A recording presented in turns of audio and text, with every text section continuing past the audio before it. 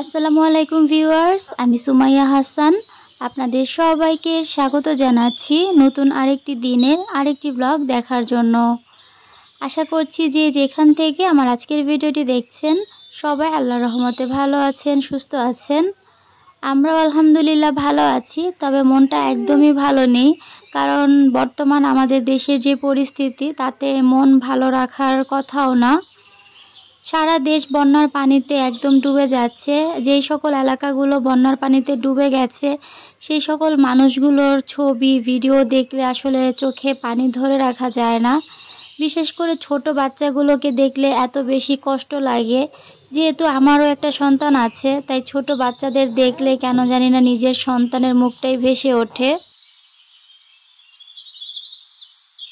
গতকাল থেকে আসলে কোনো ভিডিও বানানোর ইচ্ছাই হচ্ছে না। এই ভিডিওগুলো বেশ আগের, তো সেগুলোই এখন ভয়েস ওভার করে আপনাদের সঙ্গে শেয়ার করছি।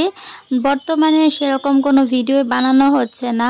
ফেসবুকে ঢুকলেই এই ধরনের পোস্ট ছবি সামনে চলে আসে, এই কারণে আমি আসলে ফেসবুকেও খুব একটা যাচ্ছি না। কারণ এগুলো দেখলে না আসলে আমি কেন জানি না নিজেকে একদমই কন্ট্রোল করতে পারি না, আমার অনেক বেশি কষ্ট হয়। এই পরিস্থিতিতে আসলে সবার উচিত সবার পাশে দাঁড়ানো। বন্যা কবলিত এলাকাগুলোর মানুষের পাশে দাঁড়ানো এই মুহূর্তে আমাদের খুবই প্রয়োজন।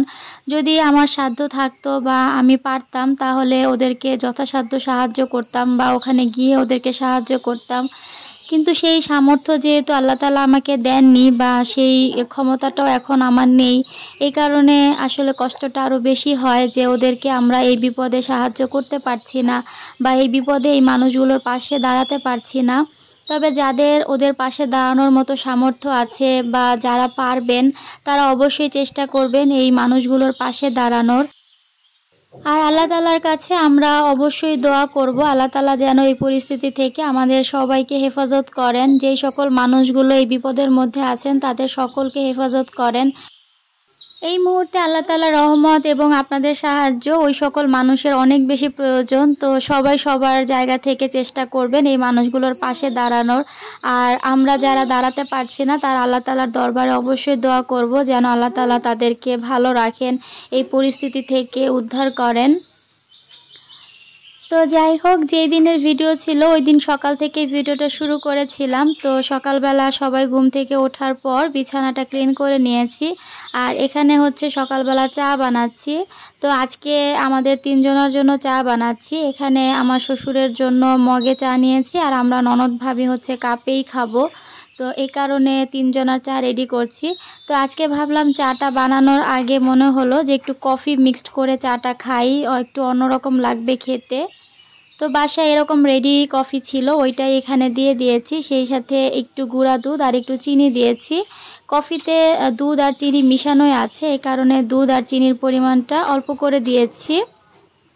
সব কিছু মিশিয়ে এখন যে চায়ের লিকারটা আমি বানিয়েছি সেটা এখানে দিয়ে দিব। আসলে চায়ের ভেতরে কফি দিয়ে খেতে না বেশ ভালো লাগে, একটু কফির ফ্লেভার আসে, আবার চায়েরও টেস্ট পাওয়া যায়। একের ভেতর দুই। আজকে মোটামুটি কিছু বাজার আপনাদের সঙ্গে শেয়ার করব। গতকাল বিকেলে হচ্ছে স্বপ্নতে গিয়েছিলাম, তো সেখান থেকে কিছু টুকটাক বাজার করা হয়েছে, সেই সাথে বাইরে থেকেও কিছু কেনাকাটা করা হয়েছে। সেগুলোই আজকে গুছিয়ে নিব আর আপনাদের সঙ্গে শেয়ার করব। আশা করি ভিডিও জুড়ে থাকলে আপনাদের কাছে বেশ ভালো লাগবে। যেই সকল আপুরা আমার ভিডিও দেখছেন তারা কে কোথা থেকে ভিডিও দেখছেন অবশ্যই কমেন্ট করে জানাবেন এবং আপনাদের এলাকার কি অবস্থা, কে কেমন আছেন একটু কষ্ট করে আজকের ভিডিওতে জানাবেন। জানতে পারলে আমার বেশ ভালো লাগবে। কারণ নিউজে দেখছি প্রতিনিয়ত ফেনী, কুমিল্লা, নোয়াখালী এই জায়গাগুলোর অবস্থা খুবই খারাপ। বিশেষ করে ফেনীর অবস্থা তো অনেক বেশি ভয়াবহ রূপ ধারণ করেছে।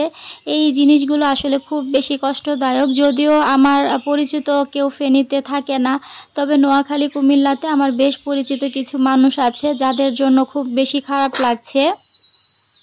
সেই সাথে ইউটিউবের অনেক আপুরাই আছেন যারা নোয়াখালীতে, কুমিল্লাতে, ফেনীতে থাকেন। তো তাদের কি অবস্থা, তারা কেমন আছেন কমেন্টের মাধ্যমে জানাবেন। জানতে পারলে বেশ ভালো লাগবে, কারণ আপনাদের নিউজগুলো তো আর আমরা ওইভাবে জানতে পারবো না। যদি কমেন্টে জানান তাহলেই জানতে পারবো। তো এখানে চা খাওয়ার পর টুকটাক যে থালা বাসনগুলো হয়েছিল সেগুলো একটু ক্লিন করে নিচ্ছি। আর সেই সাথে আজকের ভিডিওতে আমি কিছু প্রশ্নের উত্তর দিব। তো সবার প্রথমে এমএন ব্লগের আপুর কমেন্টে রিপ্লাই দিচ্ছি। আপু আমাকে প্রশ্ন করেছিল যে শুরু থেকেই তোমার ভিডিও দেখি আপু, তোমার কাছে আমার একটা প্রশ্ন, একা সংসার ভালো ছিল না এখনকার সংসার ভালো? কিছু মনে না করে আমাকে জানাবা। তো আপুর কমেন্টটা আসলে বেশ ভালো লেগেছে। সত্যি বলতে একার সংসারে যখন আমি ছিলাম তখনকার আনন্দটা একরকম ছিল, এখন সবার সঙ্গে যখন থাকছি এটার আনন্দটা কিন্তু অন্যরকম। একা সংসারের মজা অবশ্যই আছে, কারণ আমি যেহেতু 2 বছর একা সংসার করেছি, তাই আমি জানি যে একার পরিবারগুলো কেমন হয় বা যৌথ পরিবারগুলো কেমন হয়। তবে আমার কাছে মনে হয় দুইটা পরিবারই একদম ভিন্ন দুইটা অভিজ্ঞতা। আপনি একার সংসারে যখন থাকবেন তখন ওই সংসারটা হবে সম্পূর্ণ আপনার একার, ওখানে সব কিছুই আপনার কথা মতোই হবে। আপনি আপনার ইচ্ছাটাকে ওখানে প্রাধান্য দিতে পারবেন, আপনার যেটা ইচ্ছা সেটা করতে পারবেন। বা একার সংসারে দেখা যায় কি ডেকোরেশনগুলো আপনি আপনার মতো করেই করতে পারবেন, আপনার সংসারটাকে আপনি আপনার মনের মতো করে সাজাতে পারবেন। ওখানে কিন্তু সব দায়িত্ব একারই পালন করতে হয়।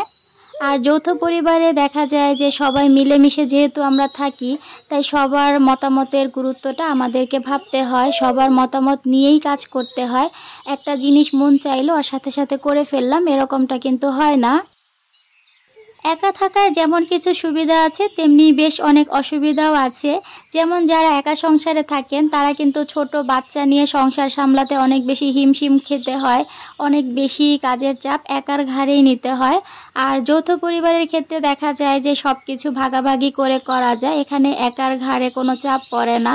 তো এই দিক থেকে আমি বলবো যে একক পরিবারের থেকে যৌথ পরিবারটা অনেক বেশি ভালো। এখানে সবাই মিলেমিশে থাকতে পারে, হাসি আনন্দের মাঝে সময় কাটাতে পারে। আর একা সংসারে আমরা যখন কাজকর্ম শেষ করে ফ্রি হই তখন একমাত্র মোবাইল আমাদের সঙ্গী থাকে। আর যৌথ পরিবারগুলোতে সবাই মিলে গল্প করা যায়, আড্ডা দেওয়া যায়, যখন কোনো কিছু রান্না করা হয় সবাই মিলেমিশে একসাথে বসে খাওয়া যায়। তো এইটার আনন্দ একরকম, আবার একা সংসারে আনন্দটা একরকম।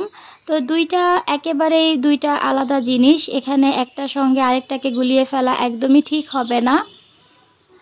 আমি যখন একা সংসারে ছিলাম ওইটাকে আমি ওই সময় এনজয় করেছি। এখন যেমন শ্বশুর শাশুড়ি সবার সঙ্গে থাকছি, এখনকার বিষয়টাও আমি এখনকার মতো করে এনজয় করছি। একা সংসারে যাওয়ার আগেও কিন্তু আমি আমার শ্বশুর শাশুড়ির সঙ্গে 1 বছর ছিলাম। তো এখান থেকে 1 বছর থেকে তারপরে আমি আমার নিজের সংসারে গিয়েছিলাম, যেখানে আমি 2 বছর সংসার করে এখন আবার শ্বশুর শাশুড়ির সঙ্গেই থাকছি।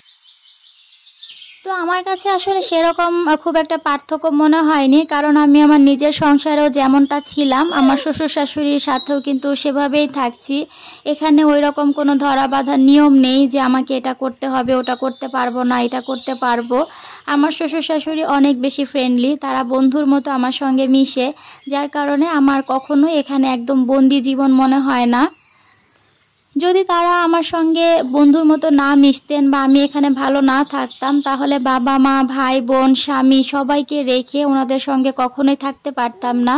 বিশেষ করে বাবা মা ভাই বোন সবাইকে ছেড়ে আমরা থাকতে পারি, কারণ হাজব্যান্ড আমাদের পাশে থাকে। আর বর্তমান যেহেতু আমার হাজব্যান্ডও আমার পাশে নেই, বাবা মা ভাই বোন আপন বলতে কেউ আমার সঙ্গে নেই, তারপরও আমি এখানে আমার শ্বশুর শাশুড়ির সঙ্গে ভালোভাবে থাকতে পারছি, শুধুমাত্র তারা আমাকে ভালোবাসেন এই কারণেই। তো যাই হোক, আশা করি আপু আজকের ভিডিওটি দেখলে তুমি বুঝতে পেরেছো দুইটা লাইফ আমার কাছে একেবারেই 2 রকম ছিল, দুইটার ভালো লাগাও 2 রকম ছিল, একটার সাথে আরেকটা আসলে গুলিয়ে ফেলছি না। তো এখানে স্বপ্ন থেকে যে টুকটাক বাজারগুলো করেছি সেগুলো বের করে নিচ্ছি, কারণ এগুলো এখন গুছাতে হবে। তো শুরুতেই দেখেছেন আমি একটা ক্লে এনেছি, সেই সাথে হ্যান্ড ওয়াশ শেষ হয়ে গিয়েছিল, হ্যান্ড ওয়াশ আনা হয়েছে, আমার ননদের জন্য ছোট্ট একটা স্নো আনা হয়েছে। স্বপ্নতে গিয়ে দেখলাম ওখানে ক্লে বিক্রি করছে, তো ক্লেটা দেখলাম বেশ ভালো, এ কারণে নিয়ে এসেছি। আর হ্যান্ড ওয়াশের এই জিনিসটা খুব ভালো লেগেছে, একটা বক্সের ভেতরে ছিল, তো বক্সটা বেশ কাজে আসবে এই কারণে এটাই এনেছি। আর হ্যান্ড ওয়াশটা ইউজ করে দেখলাম ফ্লেভারটাও বেশ ভালো।